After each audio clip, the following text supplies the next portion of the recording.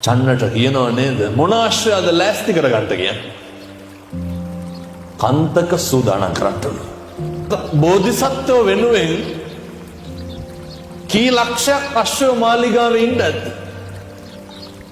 කොච්චර ඉන්නද? අප්‍රමාණ විදියට අශ්වය හිටියා. බෝධිසත්වෝ චන්නමතියන්ට කිව්වේ කවුරු තෝරගන්න කියලා? කන්තක ලෑස්ති කරන්න. මොකද ඒ කන්තක විතරක් සසර ගනුදෙනුව ඉවර කරන්නට කල්යාණ මිත්‍රයෝ ඉන්න ඕනේ.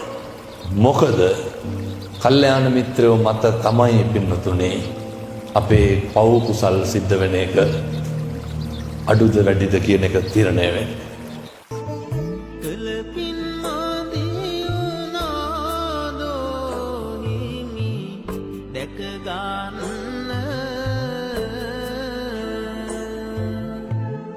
බුදු හිමි වාඩි